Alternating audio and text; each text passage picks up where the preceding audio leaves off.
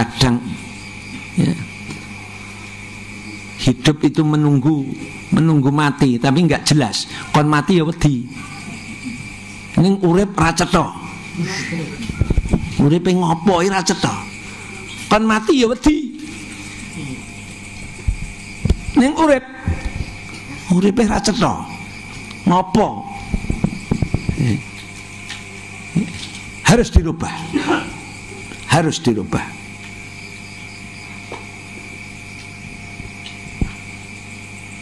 Kalau santri, aku sesasi ndak hafal satu juz ini dosa besar ini bagi saya. Yang masih program ngapalke, yang program iki aku ngapalke wis, iki saya perlu harus menambah ilmu. Saya kok belum paham bahasa Arab ya, membaca kitab kuning kok ndak paham ya, maka saya harus berusaha. Alhamdulillah di pondok kita ini sudah ada yang belajar bahasa Arab, ya kan? Sudah ada yang mengkhususkan apa itu program membaca kitab kuning, ada program. Kok saya tidak paham kata per kata ini ya? Oh ini kalau saya mencari di kamus kok nggak bisa. Untuk bisa baca kitab kuning itu kamu harus belajar sendiri, bukan nanti disebel sama ustadz tahu-tahu bisa, itu enggak. Sing nyebel kebantaran metu idune malah. Tur ya kowe ora berubah.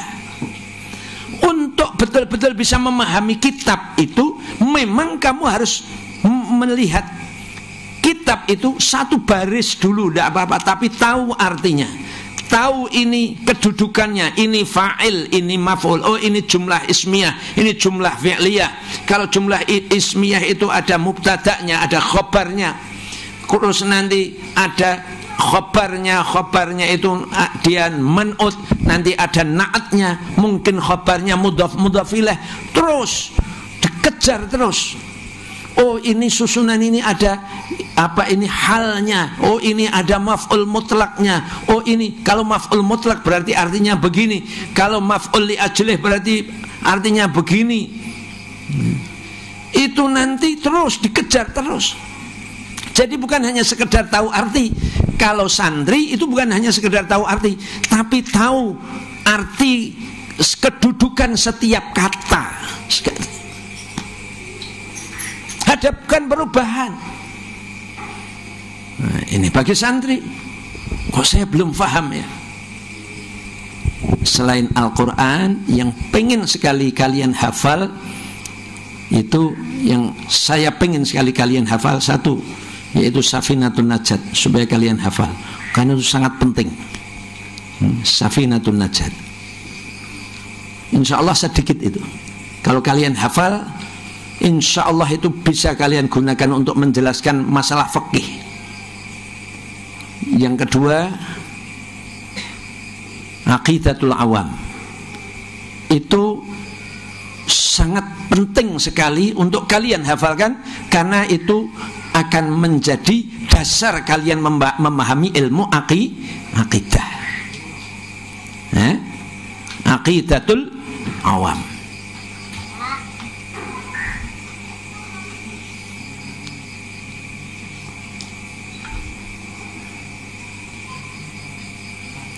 Kalau nahwu sebenarnya yang sangat penting sekali untuk dihafal tahap awal, yaitu namanya ujrumiyah. Apa itu? Kalau istilahnya jurumiyah, itu nahwu.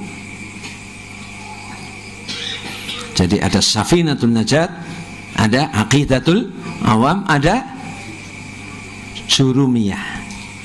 Jurumiyah itu praktis sekali, praktis, dan cukup mencakup beberapa, sudah mencakup pokok-pokok dalam ilmu nahwu. Dulu waktu saya belajar, tidak belajar jurumiyah, tapi membaca itu, Ini luar biasa ini. Nah, gitu. Dulu yang saya pelajari adalah kitab Nahwul Wadih. Nah, sebenarnya Nahwul Wadih itu kalau faham ya sudah, semuanya paham juga. Kalau faham. Nah, kalau untuk bapak-bapak menghafal Quran, wah jelas rodo. Saya kok ndak hafal ya, saya harus hafal. Ya, boleh juga. Walaupun dimulai dari alif ba ta ya ndak apa-apa. Hafal ndak apa-apa. Niat menghafal Quran itu ndak apa-apa, boleh. Walaupun mungkin bayangannya menawa aku tekan mati ora mungkin iso hafal, ndak apa-apa. Sekarang buktikan saja kepada Allah. Masalah umur itu kan kita tidak tahu. Masalah kemudahan itu tidak tahu, tidak apa-apa. Hafalkan Al-Quran. Mulai dari apa? Mulai dari surat-surat yang pendek-pendek, terus nanti meningkat juz amma dulu. Tetapi syarat menghafal adalah harus disetorkan. Sebab kalau tidak disetorkan kepada guru yang memang sudah diizinkan untuk mengajar, maka hafalan kita akan banyak salah. Jadi hafalan itu wajib disetorkan. Tidak boleh hafalan sendiri, itu tidak boleh. Apalagi belum belajar ilmu tajwid, mesti salah. Mesti salah sudah. Jaminannya, wah ini saya dari membaca keterangan tentang ilmu tajwid, oh mesti salah sudah.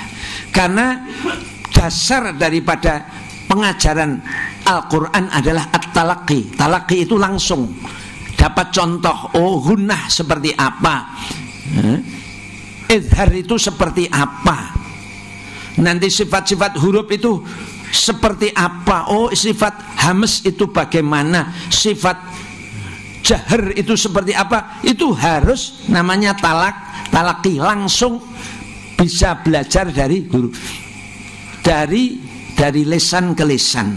Karena prakteknya itu tidak bisa ditulis, tidak bisa dijelaskan lewat.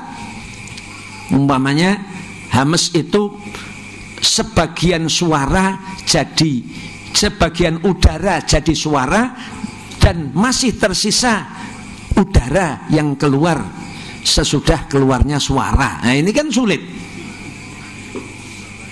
Contohnya harus ada contohnya, harus ada keluar. Umpamanya idzas samaa'un syaqqat. Nah ini kan masih ada udara, salah itu tidak boleh. Syaqqat. Jari ini cek yang udarane. Nah, ini kan ngarang dewe marai. Harusnya bagaimana? Idzas samaa'un syaqqat. Idzas samaa'un syaqqat. Itu saja. Enggak usah. Enggak boleh. Enggak usah. Dicek enggak boleh. Wa adzinat. Enggak boleh ada itu keluar. Pas udara keluar itu tidak boleh ada suaranya. Wa adzinat li rabbiha wa huqqat. Wa huqqat. Itu tidak bisa ditulis, harus ditalaki. Boleh menghafal sendiri, setorkan. Boleh enggak nanti nyocoknya dengan kaset? Enggak boleh. Tapi dalam rangka mendekatkan boleh, tapi tetap harus disetor. Sebab banyak sekali hal-hal pelik yang ada di dalam Al-Quran yang tidak bisa hanya dengan mendengarkan kaset. Oh bacaannya ulama-ulama ahli qiraah, bacaannya ulama ahli qiraah kita dengar, terus kita mencoba mempraktekkan sendiri, tetap banyak salah, tetap banyak salahnya. Maka harus belajar dari orang yang diizinkan untuk mengajar. Nah kalau belum diizinkan untuk mengajar, ya tidak apa-apa, untuk sementara tidak apa-apa dulu. Yang penting dia lebih baik bacaannya. Tetapi harus kepada orang yang diizinkan untuk mengajar. Kalau dulu zaman Rasulullah Sallallahu Alaihi Wasallam, Rasulullah itu mengizinkan 6 sahabatnya untuk mengajar Al-Quran. Di antaranya bacaan sahabat Rasulullah Ibnu Mas'ud. Ibnu Mas'ud itu bacaannya, kata Rasulullah, Ibnu Mas'ud ini bacaannya seperti bacaan malaikat Jibril. Oh, berarti seperti gurunya Rasulullah. Kalau kamu pengen mendengar bacaan seperti bacaan Ibnu Mas'ud, bacaannya malaikat Jibril, ya dengarkan bacaannya Ibnu Mas'ud itu.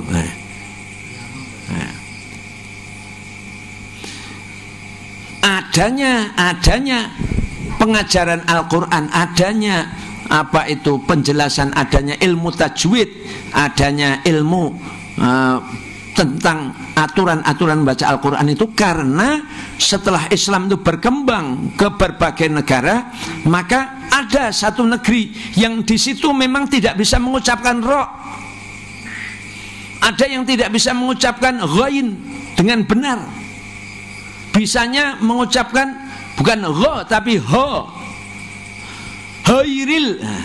Kalau nanti seperti itu, maka semua orang yang di negara di mana tidak bisa mengucapkan ghain, salah semuanya. Maka harus ada. Seperti di Mesir itu tidak bisa belajar, tidak bisa membaca. Sebenarnya bisa, tapi kebiasaan mereka itu kalau membaca, mengucapkan jim itu mereka pakai go. Jamil itu tidak bisa, tapi gamil. Jabal itu apa?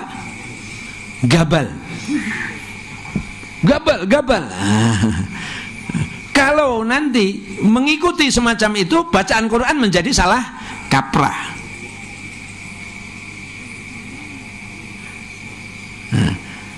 Maka adanya ilmu tajwid harus buat perubahan. Jangan sampai